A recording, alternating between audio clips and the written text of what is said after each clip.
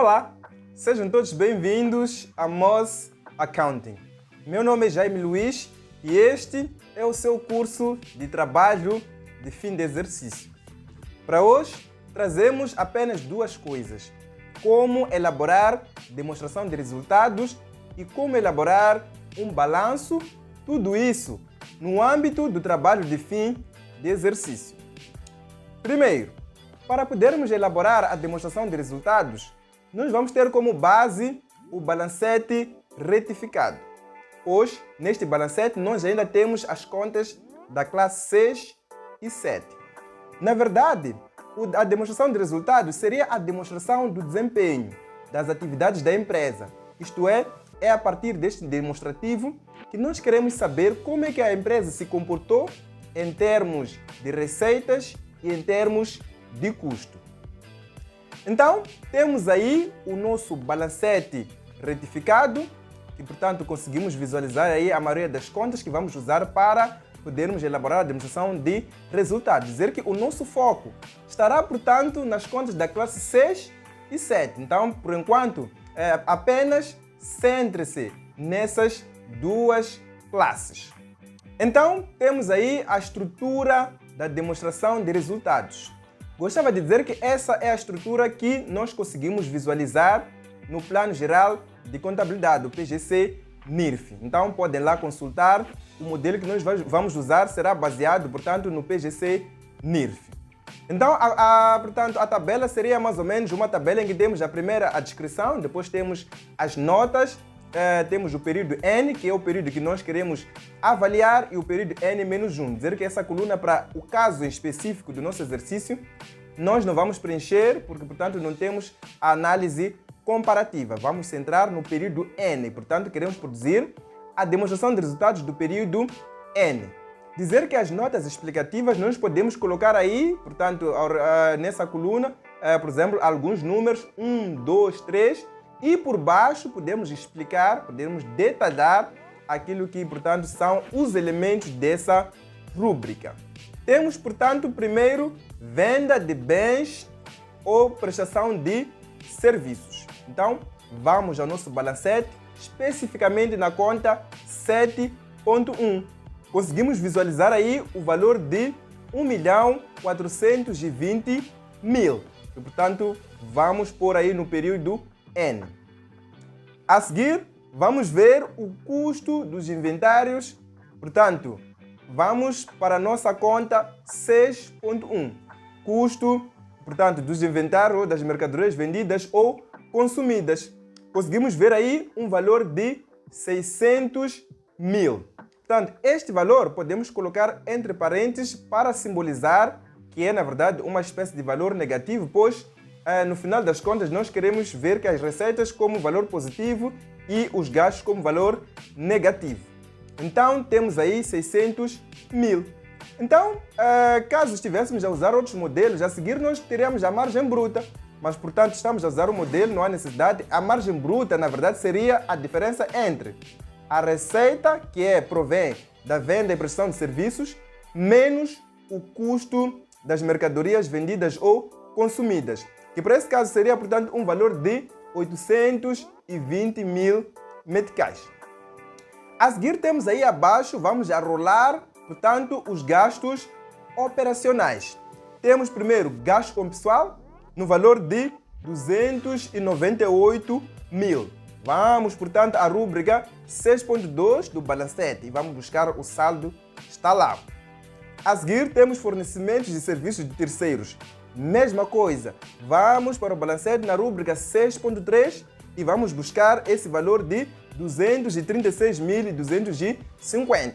Não se esqueça de colocar esses valores dentro de parênteses, porque esses valores estão a subtrair. Esses valores, portanto, são espécies de valores negativos na medida em que, ao calcularmos, vamos considerar como receita valor positivo e gasto valor negativo. Continuamos, vamos para as amortizações e, portanto, vamos para a rúbrica 6.5 do nosso balancete. Vamos buscar lá o valor de 185.000 e anexamos. Continuamos, vamos buscar as provisões. Balancete, buscamos o saldo da conta 6.6 e vamos anexar. Fazemos a mesma coisa. A seguir temos outros ganhos e perdas operacionais.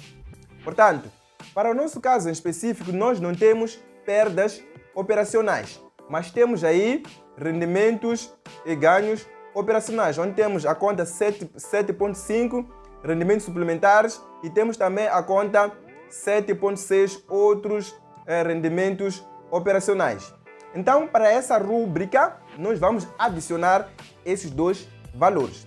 Dizer o seguinte, caso nós tivéssemos a conta 6, portanto 6.8, nós faríamos a diferença entre os ganhos operacionais e as perdas operacionais. E, portanto, íamos lançar aí na rúbrica de outros, portanto, ganhos e perdas operacionais.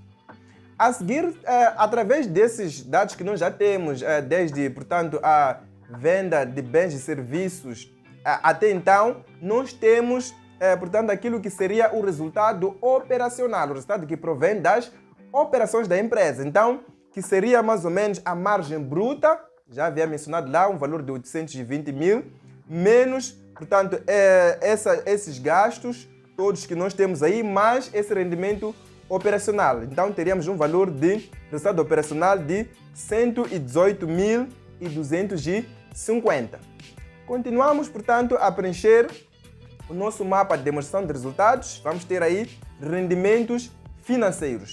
Para termos rendimentos financeiros, vamos, portanto, à conta 7.8 e buscamos lá o saldo desta conta, que é, portanto, de 110.200. Continuamos, temos aí gastos e perdas financeiras. Fazemos a mesma coisa, vamos, portanto, à conta 6.9, vamos buscar o saldo desta conta e, portanto, era um saldo de, portanto, 170 mil meticais. Este valor, não se esqueça de colocar entre parênteses, pois é um valor negativo, é, portanto, uma subtração. Então, vamos ter a seguir o resultado antes do imposto. O resultado antes do imposto, portanto, seria o somatório de todas as receitas menos o somatório de todos os gastos e perdas, que para o nosso caso seria mais ou menos a margem bruta mais, portanto, todos esses gastos, ou, portanto, podemos pegar como ponto de referência o resultado operacional, não é? Adicionarmos, portanto, a esse valor de 110.200 menos esse valor de 170 mil. Então, vamos ter o resultado antes do imposto. E, portanto, para nós vai ser um valor de 58.450. A seguir, vamos aplicar, portanto, o imposto sobre o rendimento. Nós sabemos que em Moçambique, portanto, a taxa do IRPC, por enquanto, é de 32%. Este é o imposto sobre o rendimento. Entretanto, dependendo da situação, podemos aplicar a taxa que nos é dada no exercício ou no âmbito de aplicação. Então, aplicando a taxa sobre os 58.450, vamos ter, portanto, 18.704. Então, esse será o imposto a canalizar ao Estado. Assim, por fim, temos o resultado líquido do período. Para termos o resultado líquido do período, nós pegamos o resultado antes do imposto e, portanto, subtraímos o imposto de 18.704. Vamos ter, portanto, o resultado líquido do período avaliado em 39.740. Então, assim, podemos, portanto, pôr algumas notas, se quisermos. Por exemplo, no valor de outros gastos e perdas operacionais, podemos pôr ali o 1 e escrevermos por baixo uma nota de que o valor, portanto, de outros gastos, ganhos e perdas operacionais, portanto, representa o somatório da conta 7.5 e 7.6. E, portanto, dizermos que não temos gastos, portanto, operacionais. Portanto, depois de termos elaborado, feito a nossa demonstração de resultados, vamos agora, portanto, elaborar o balanço final. Portanto, essa seria uma das etapas, portanto, no processo final do trabalho de final de exercício. Pois bem, para podermos elaborar, portanto, o nosso balanço final, vamos ter como base o balancete final. Diferentemente do, portanto, balancete retificado, o balancete final, ele, portanto, já não tem as contas da classe 6 e 7. Entretanto, tudo isso foi resumindo-se, portanto, na conta 8.8, resultado líquido do período. Então, vai ser na base do balancete final que nós vamos elaborar o balanço. Vamos seguir a mesma lógica, que é ir para o PGC-NIRF e irmos buscar um modelo de balanço. Portanto, vamos nos basear no modelo de balanço que lá está. Então, para o modelo do balanço, temos a mesma situação em que a primeira coluna é da descrição, depois temos as notas explicativas, que, portanto, são muito importantes na medida em que vamos poder, em situações em que vamos resumir certas situações, então há necessidade de colocarmos as notas. Então, depois temos a outra coluna do período e, por fim, a coluna do ano N-1. Então, de acordo com o dispositivo, nós temos que primeiro temos ativos. Então, depois de ativos, a ordem que é usada no balanço é a ordem, portanto, crescente de liquidez, isto é, dos menos líquidos para os mais líquidos. E para os passivos, nós sabemos que é, portanto, a ordem decrescente de exigibilidades. Isso significa que começamos dos menos exigíveis até os mais exigíveis, dívidas que devemos pagar, portanto, num curto espaço de tempo. Então, temos aí ativos e, portanto, a seguir, ativos não correntes. A seguir, vamos ter como ativos não correntes, são, portanto, elementos dos ativos não correntes, ativos tangíveis. Vamos pegar, portanto, a conta 3.2, ativos tangíveis, e vamos subtrair as amortizações acumuladas de ativos tangíveis. Então, nós tínhamos aí um valor de 975 mil para ativos tangíveis. Então, subtraímos o valor, portanto, da amortização acumulada de ativos tangíveis, que é de 490.500. Portanto, isso vai nos dar um valor de 484.500. Esse vai ser o valor da rúbrica de ativos tangíveis. A seguir, pegamos a conta, portanto, pegamos a rúbrica de ativos intangíveis. Fazemos a mesma coisa. Vamos ao nosso balancete, vamos buscar a conta, portanto, ativos intangíveis, que é um valor de 350 mil, e subtraímos as amortizações acumuladas de ativos intangíveis, que, portanto, era no valor de 87.500. Portanto, essa diferença vai nos dar um valor de 262.500. Dando continuidade, temos, portanto, os ativos correntes. Então, por baixo vamos ter, um dos primeiros são os clientes. Então, vamos à conta 4.1 e vamos, portanto, visualizar aí o valor de 29.200. Então, temos aí a rúbrica, portanto, de outros ativos correntes. Portanto, outros ativos correntes no nosso balancete, temos aí duas situações que podemos considerar outros ativos correntes, que é, primeiro, portanto, os acréscimos de rendimento e, portanto, os gastos diferidos. Então, adicionamos esses dois valores, portanto, 20 mil mais 3.750. Então, vamos ter um valor de outros ativos correntes avaliado em 23.750. De salientar que há casos em que poderíamos ter, portanto, a conta 4.5, que também é considerada outros ativos, portanto, correntes. Então, depois de outros ativos correntes, temos, portanto, a última conta, que é a última rúbrica, que é, portanto, a rúbrica de caixa e bancos. Então, para bancos temos aí um valor de 443 mil. E, portanto, para o valor de caixa nós temos aí o valor de 106 mil. Tudo isso encontramos no nosso balancete final. Então, a seguir nós calculamos o total dos ativos, que é simplesmente somar todas essas rúbricas que nós tivemos. Então, o total do ativo, para o nosso caso, seria de 1.773.950. A seguir, passamos para, portanto, capital próprio e passivos. Vendo primeiro o capital próprio, e uma das primeiras rúbricas é, portanto, a rúbrica do capital social. Para termos esse valor, simplesmente vamos para o balancete final, buscamos o valor do capital social, que para o nosso caso seria um valor de 1.600.000. E temos a seguir a rúbrica de resultado líquido do período.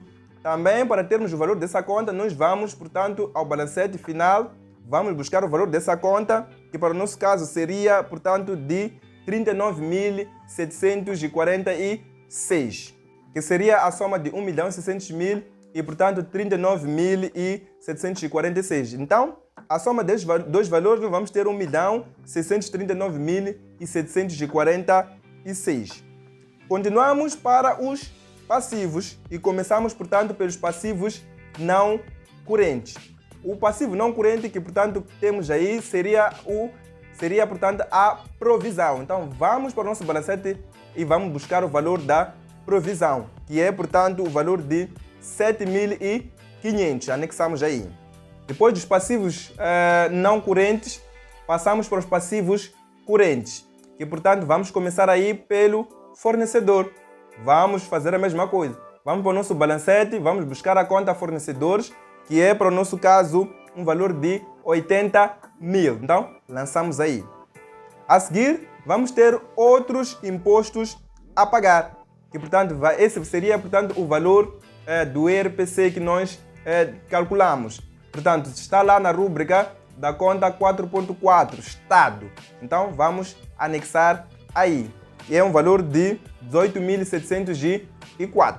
Então, temos a seguir, portanto, outros passivos correntes. Fazem parte desses outros passivos correntes, portanto, os acréscimos de gastos e os rendimentos diferidos. Entretanto, salientar que caso nós tenhamos a conta 4.6 também, vai para outros passivos correntes. Então, para o nosso caso, nós teremos aí o valor de, portanto, 18.000 mais 10.000. Então, adicionando esses valores, vamos ter o valor de outros passivos correntes. Então, colocamos aí. Então, tendo, portanto, todos esses elementos, vamos calcular o total dos passivos. Então, total dos passivos, simplesmente adicionamos toda essa rúbrica que fazem parte dos passivos e vamos ter, portanto, aí um valor de 134.204. Tendo o total dos passivos, por fim, nós queremos calcular o total do capital próprio e passivos. Então, o total do capital próprio e passivo seria, portanto, o total do capital próprio que nós calculamos, que, portanto, era um valor de 1.639.746. Adicionamos, portanto, ao valor do total dos passivos, que é de 134.204. Então, vamos ter aí um valor de 1.773.950. Conseguimos ver através desse balanço, portanto, que o total dos ativos é igual, portanto, ao total dos capital próprio e passivo. Então, assim dizemos, portanto, que o balanço está equilibrado. Muito obrigado por nos acompanhar. Chegamos, portanto, ao fim da nossa aula. Chegamos, portanto, também ao fim do nosso curso de trabalho de fim de exercício. Foi uma grande experiência estar aqui convosco. Portanto, espero que esse curso tenha ajudado a si a perceber mais como elaborar esse trabalho de fim de exercício, que é, portanto, um trabalho muito importante na contabilidade. Espero, sobretudo, que continue a acompanhar as nossas páginas, continue a acompanhar, portanto, o nosso canal. Portanto, estamos a preparar muito mais novidades para si, portanto, para que possa melhorar o seu desempenho na área de contabilidade. Não esqueça de deixar o seu like, não esqueça de compartilhar. Muito obrigado e até a próxima.